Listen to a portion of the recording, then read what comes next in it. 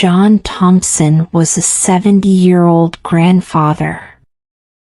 8 years ago, his 7-year-old granddaughter Sophia had been kidnapped and murdered.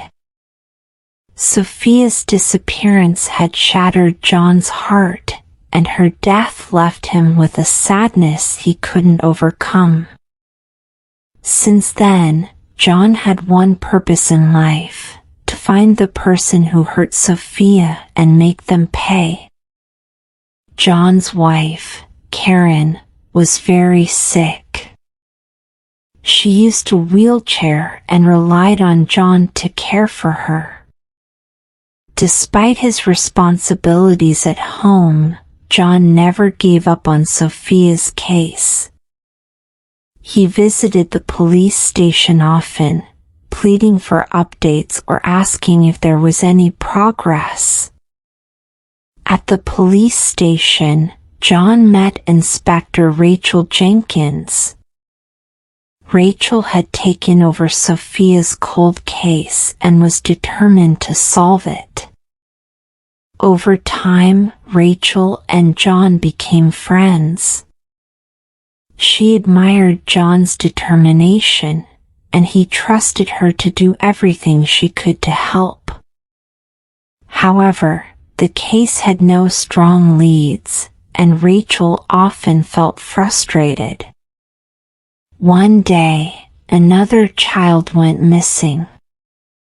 Tyler, a 6-year-old boy, was kidnapped in a way that was eerily similar to how Sophia had been taken. Rachel and John both believed it might be the same person behind both kidnappings. Rachel decided to seek help from someone who knew Sophia's case better than anyone, Father Michael Davis. Years ago, before becoming a priest, Michael had been a police inspector. He had worked on Sophia's case but had been unable to solve it. Feeling guilty, he left the force and devoted his life to faith and helping others. When Rachel asked for his help, Father Michael hesitated. He still carried the weight of failing to solve Sophia's case. But when he saw how desperate John was, he agreed to help.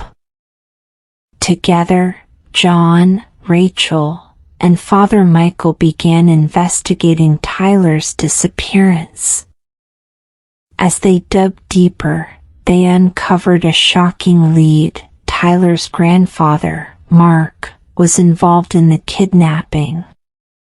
Mark confessed that he had helped take Tyler but claimed he wasn't the mastermind. He said someone else had ordered him to do it.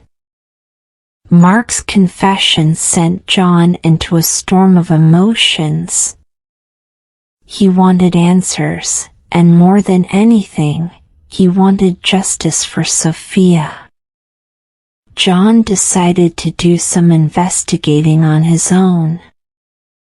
He searched through old records, revisited places connected to Sophia's case, and finally found the truth. Mark was the person who had kidnapped Sophia 8 years ago.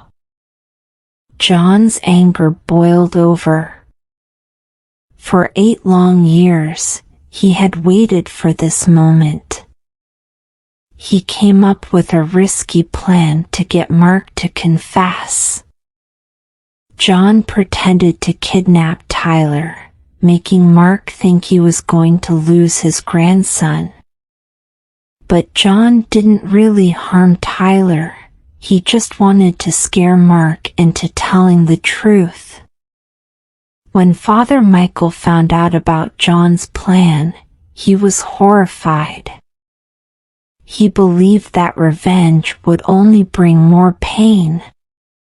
He tried to talk John out of it, but John refused to listen.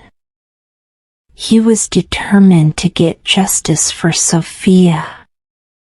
John and Father Michael arranged a meeting with Mark. During the confrontation, John demanded that Mark confess. Under pressure, Mark admitted to kidnapping Sophia all those years ago. He explained that he had been desperate for money to pay for his daughter's surgery.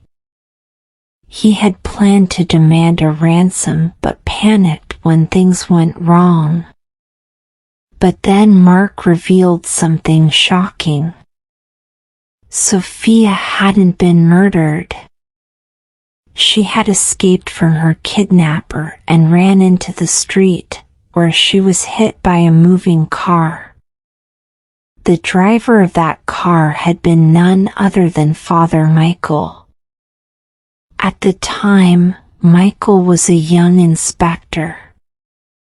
He had tried to save Sophia, but the accident left him injured and unable to help her. Overwhelmed with guilt, he never told anyone the truth. John was devastated.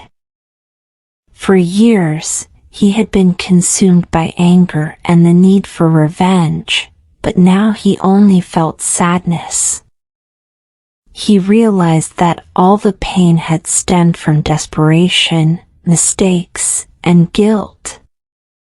In the end, Mark was arrested for his crimes, and Tyler was safely returned to his family. John finally found closure, knowing the truth about Sophia's death. He cried not just for his loss, but also for the weight that had been lifted from his heart. Though the journey had been painful, he felt a sense of peace, knowing that justice had been served and Sophia's memory could finally rest.